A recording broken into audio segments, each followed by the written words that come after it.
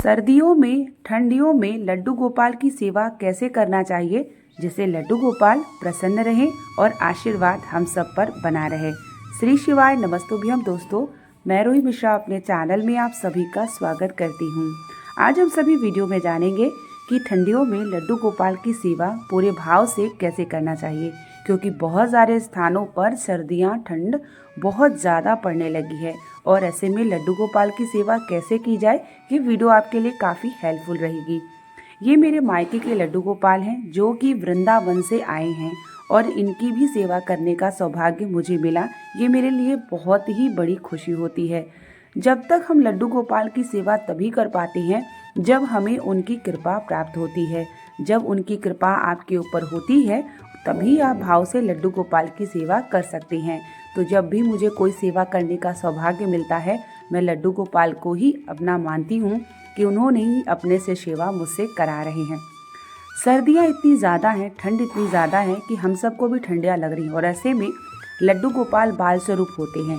बहुत सारे लोग तो बहुत ही अच्छे से ध्यान दे पाते हैं, लेकिन वही बहुत सारे लोग अगर नहीं दे पाते तो आप ज़रूर ध्यान रखें कि उनको सर्दियों का कपड़ा ज़रूर पहनाएं। उनके शयन के लिए कंबल, जो भी ऊलन चीज़ें होती हैं जो गर्माहट देती है, वो सभी चीज़ें ज़रूर रखें। जैसे कि उनके लिए कंबल, उनके लिए 2-3 जो है ओढ़ने का रखिए। आप जितना भी छोटा बिस्तर रखते हो, जितना भी बड़ा बेड हो, उसी हिसाब से आप उनकी ठंडियों का ध्यान ज़रूर रखिए। साथ में लड्डू गोपाल के लिए ऊलन वस्त्र ज़रूर रखिए, ताकि 2-3 ऊलन वस्त्र रहेंगे तो आप बदल बदल के पहना सकते हैं। ये जब लड्डू गोपाल मैं हाथों में लेती हूँ, जो मेरे पास हैं वो थोड़े छोटे साइज़ के हैं, ये थोड़े बड़े साइज़ के हैं। इनको जब मैं अपने पास लेती हूँ, उठाती हूँ हाथों में, तो बहुत ही मुझे जो है लाड प्यार आता है अपने लड्डू गोपाल के लिए। और इनकी सेवा मेरी माँ करती हैं। लड्डू गोपाल हैं और यह राधा रानी हैं। जब आप लड्डू गोपाल की सेवा ठंडियों में, सर्दियों में भाव से करते हैं तो हमारे लड्डू गोपाल बड़े ही प्रसन्न रहते हैं आपके घर में। क्योंकि जैसे हमें ठंड लगती है वैसे हमारे गोपाल को भी इसी भाव से करना चाहिए। भगवान भाव के भूखे होते हैं और अगर आप श्रद्धा भाव से भगवान से जुड़ते हैं तो उनकी जागृत अवस्था आप अवश्य देखते हैं। जब भी आप रात में सुलाएं सर्दियों में भी, तो ध्यान रखें कि उनका हाथ पैर में थोड़ा सा मालिश ज़रूर करें। इत्र से करें या आप जो है गाय के शुद्ध घी से भी उनकी मालिश कर सकते हैं, राधे राधे बोलते हुए। इसी तरीके से मैंने भी लड्डू गोपाल की सेवा कर रही हूँ। और जहाँ पे मैं रहती हूँ वहाँ बहुत ठंड नहीं है, लेकिन इस समय उत्तर प्रदेश, मध्य प्रदेश कई स्थानों पर बहुत ठंड पड़ रही है। और ऐसे में जिन जिन स्थानों पर लड्डू गोपाल हैं उनकी देखभाल बहुत अच्छे से होनी चाहिए।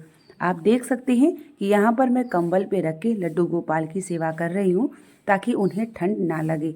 जैसे हम अपने छोटे बच्चे के भाव देते हैं, उसी तरीके से आपके घर में लड्डू गोपाल की सेवा होनी चाहिए। और उनके लिए जैसे कि आप लड्डू वगैरह तैयार करके रखें और उनके लिए गर्मा गर्म दूध 2 से 3 बार रखें।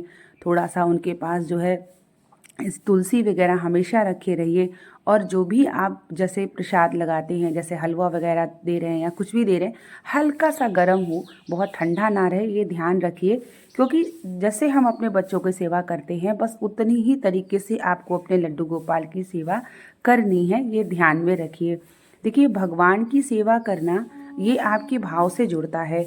और आप जैसे कि मौसम के हिसाब से भी भगवान लड्डू गोपाल की सेवा करते हैं तो वो बड़े प्रसन्न होते हैं। जैसे गर्मियों में उनके वस्त्र के हिसाब से, ठंडियों में, तो उसी तरीके से ठंडी में भी हमें ध्यान रखना चाहिए। जब आप उन्हें सुलाएं तो उनका बिस्तर, उनका कंबल बहुत ही अच्छे से होना चाहिए। तो ये ध्यान में हमें रखना चाहिए। और जो भी आप भोग लगाएं, जो भी लड्डू गोपाल को आप भोग लगाते हैं अपने रसोई घर का, या जो भी चीज़ें आप मंगा के लगाते हैं या आप लड्डू वगैरह बनाते हैं, तो ज़रूर बना के रखिए ठंडियों में। और आप देखिए, जब आप ठंडियों में लड्डू गोपाल की इस भाव से सेवा करते हैं कि लड्डू गोपाल के हमारे ठंड ना लगे, तो हमारे लड्डू गोपाल बड़े ही आशीर्वाद और प्रसन्न रहते हैं। यहाँ पर मैं अपने मायके में हूँ इस समय और अपने लड्डू गोपाल मतलब जो मेरी माँ है वो सेवा करती हूँ। तो इस समय मैं इनकी सेवा जो है, मुझे कभी कभी मन होता है कि मैं लड्डू गोपाल की सेवा करूँगी, क्योंकि जहाँ पे मैं रहती हूँ वहाँ छोटे लड्डू गोपाल हैं जो कि मेरी माँ ही दी हैं। तो उनकी सेवा करती हूँ मैं। और इस समय मुझे इनकी सेवा करने का सौभाग्य मिला। और थोड़ी देर रात में जब उन्हें सुलाएं, उन्हें इत्र दें, तो अपने हृदय की बात लड्डू गोपाल से ज़रूर करें, ताकि रात्रि में जब आप उन्हें मालिश करते हैं, उनका जो है सुलाते हैं, तो आप हृदय की बात करते हैं, तो लड्डू गोपाल बड़े ही प्रसन्न होकर सुनते हैं और आपकी कार्य जो है, आपकी मनोकामना को पूर्ण भी ज़रूर करते हैं। ये जो लड्डू गोपाल हैं, ये वृंदावन से आए हुए हैं और इनकी सेवा जो है लगभग 2 साल से हो गई आए हुए हैं। यहाँ पर मेरी माँ सेवा करती हैं। ये शिव मंदिर है, यहीं पर लड्डू गोपाल विराजमान किए गए हैं और यहीं पर उनको स्नान, पूजा, भोग होता है और यहीं पे उनका बिस्तर लगता है। तो यहाँ पर उनकी बिस्तर इस तरीके से आप ठंडियों में देख लीजिए कि कैसे आप ठंडियों में लड्डू गोपाल का ध्यान रखिए। वैसे तो जो भी लड्डू गोपाल के भक्त होते हैं वह बड़े ही भावपूर्वक लड्डू गोपाल की सेवा करते हैं, लेकिन मैंने सोचा कि जो लोग थोड़ा सा अगर ध्यान न दे पाएँ ठंडियों में, तो आप सभी अपने स्वास्थ्य, अपने शरीर को देखते हुए लड्डू गोपाल की सेवा ज़रूर करते रहें। रात्रि में शयन कराएं तो उनके बिस्तर पर तुलसी ज़रूर रखें और उनकी बांसुरी रखें। अक्सर जब भी लड्डू गोपाल को सुलाया जाता है तो उनके वस्त्र को उतार के, लेकिन ठंडियों में ना उनके गर्म वस्त्र को ना उतारें और गर्म वस्त्र को पहना के ही लड्डू गोपाल को सुलाएं, जिससे लड्डू गोपाल को ठंड ना लगे। यह ध्यान में रखते हुए लड्डू गोपाल को राधे राधे, जय श्री कृष्णा करते हुए लाड प्यार से सुलाएं, जिससे लड्डू गोपाल इतने प्रसन्न हो कि आपको सपने में भी आके दर्शन ज़रूर दें। तो रात्रि सेवा उनकी हमेशा अच्छी होनी चाहिए और ठंडियों में तो खास तौर से ध्यान ज़रूर देना चाहिए।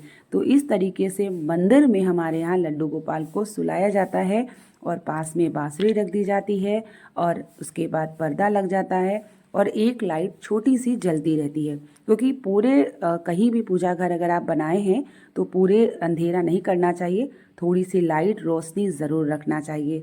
तो ये मेरे लड्डू गोपाल हैं जहाँ मेरे मायके के, और इनकी सेवा इसी प्रकार से होती है। और मैं भी ठंडियाँ में आई हूँ तो थोड़ा सा इनका सेवा करने का सौभाग्य मिलता है, तो बड़ी खुशी मिलती है। उम्मीद करेंगे कि वीडियो आपके लिए काफ़ी हेल्पफुल रहेगी। बने रहिए मेरे चैनल पे, बहुत सारी पूजा पाठ से जुड़ी जानकारी आप सभी को मिलती रहेगी। मिलते हैं एक नई वीडियो के साथ, तब तक के लिए श्री शिवाय नमस्तुभ्यम। हर हर महादेव।